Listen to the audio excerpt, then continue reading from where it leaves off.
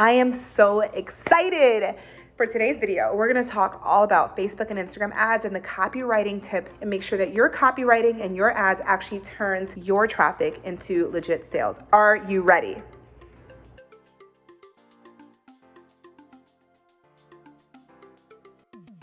Hey everyone, my name is Lorell Lane and I help entrepreneurs and business owners and sales professionals just like you launch profitable Facebook and Instagram ads so that they can grow their sales, reclaim their time, and get the freedom that they deserve in their business and their life. So if this sounds like you, let's keep listening so that you can make those changes in your life.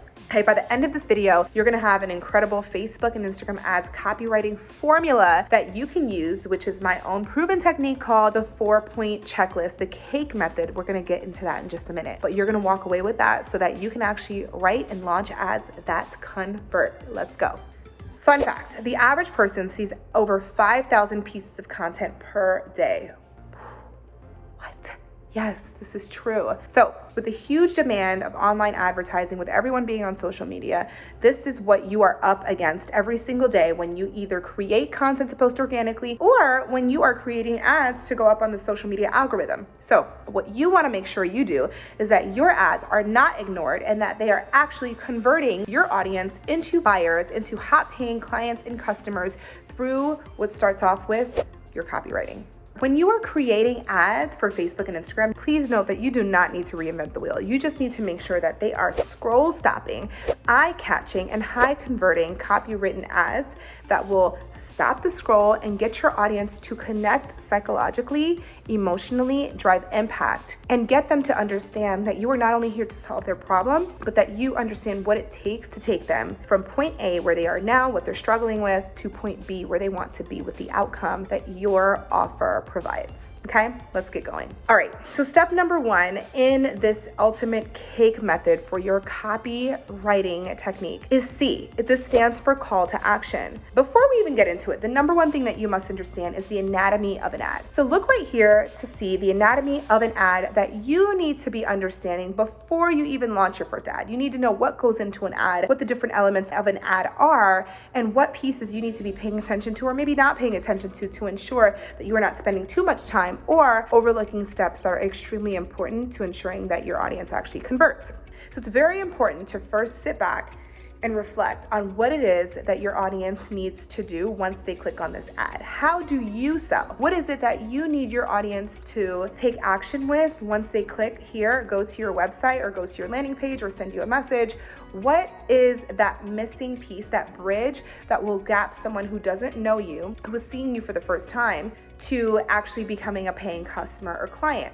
So it will all depend on what type of business you have. So your ad should be very clear. Now, I'm not just talking about the button at the bottom of your ad. I'm also talking about the copy of your ad, where you should end each ad with a clear and strong call to action. So click to book your call, click to buy now, click to get yours today, click to register, click to grab yours, click to shop now. Whatever it is that your audience needs to do on the other side of that ad, you want to be very upfront about that action. That way, the 88% of people that are on their mobile devices that are seeing your ad that maybe clicked because they were super interested but just weren't expecting that action to take place that they had to do on the other side in order to receive that solution that you're offering.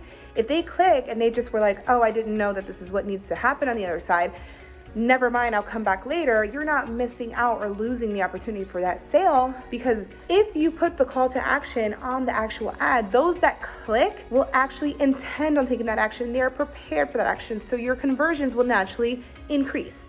So a lot of times my students who have this mistake going with their ads will come to me and they'll say, I don't know what's going on. We check out their ads, we realize that they have a very vague or not clear call to action, or maybe one that just doesn't really align specifically with what is going on with their funnel. And they'll notice that they're getting a lot of traffic. Let's just say, for example, they're getting 1,000 people to come to their website per day, but 0 conversions. Well, once they make this small but really mighty tweak in their ad copywriting, their actual traffic numbers may decrease. I just want to warn you, you may, instead of 1,000, maybe get 500 people to come to your site per day. But now your conversions are actually looking like around 150 or 200 people who actually convert into paying clients, customers, or leads because they were well prepared ahead of time as to what is waiting for them on the other side. When they clicked, they intended on taking that action, they were prepared, and they actually converted into clients or customers. All right, so that is C.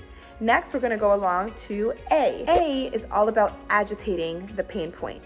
So you always want to end your ad with the C, call to action, the very last thing that you say in each and every one of your ads. But you want to start your ad off with A, agitating the pain point. So one of my top most favorite things to do when I'm hooking my audience at the very beginning of my ad is to ask them a qualifying question that agitates the pain point, that agitates the problem that they are struggling with, that my offers brings a solution to, that my offer solves, all right? So whether you are here because you sell a product or you sell a service, it is so important to understand that you are solving a problem for someone.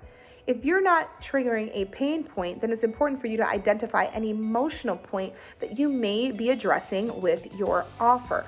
Maybe it's not a need, but is it a desire? Is it a want? Is it something that can maybe not so much solve a problem in someone's life, but help increase the quality of their life in any fashion? Well, then this is also for you. So agitating the pain point can happen in a variety of different ways, but one of my favorite ways to do this is by starting off with a qualifying question that can start off with one of these 3 lines. 1, are you tired of fill in the blank with your pain point? Are you struggling with fill in the blank with their pain point? Are you ready for? Here is where you can fill in the blank with the outcome that they are looking to achieve or receive on the other end of working with you or purchasing this product from you. By asking one of these 3 questions, you're gonna immediately captivate the audience that you're looking for. You're gonna speak directly to your ideal client or customer because what you want them to essentially do is be able to say, yes, actually, that's exactly what I'm looking for. That's exactly what I'm struggling with. Or, oh my God, can you actually help me with this because I've been needing this for so long.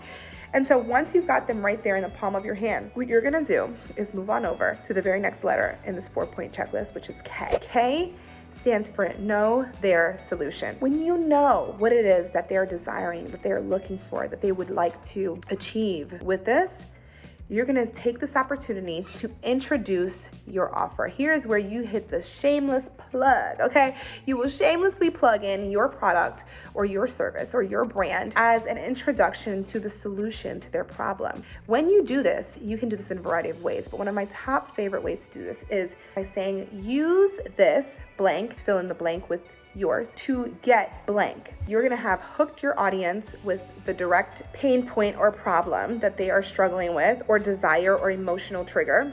And then you're gonna have them in the palm of your hands being so vulnerable and being so receptive to what it is that you are trying to connect them with and saying yes. And then you're gonna easily and quickly introduce them to the solution that they are looking for, which is you.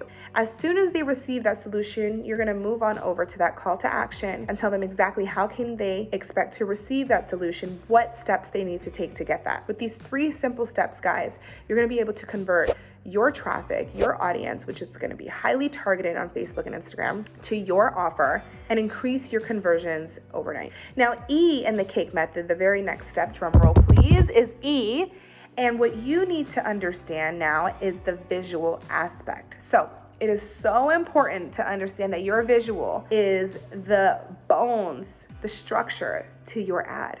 Your copy can be amazing. Your targeting can be on point. Check my other video actually all about targeting so that you can make sure that your message and your ad is actually going in front of the audience that matters, because there's nothing worse than an amazing ad that's not even reaching the right people. But anyways, I digress. So E stands for the type of content that you should be running to match with this incredible new ad copy that you're going to be using. So E, education or educational, entertaining, or inspiring, which starts with an I, but you get the point. So your content should either be educational, so you should be informing your audience or giving tips or value, or just teaching them why they not only need this industry, this business model, this type of product or type of service, but why they need it from you, why yours is so special and so important, what makes you stand out.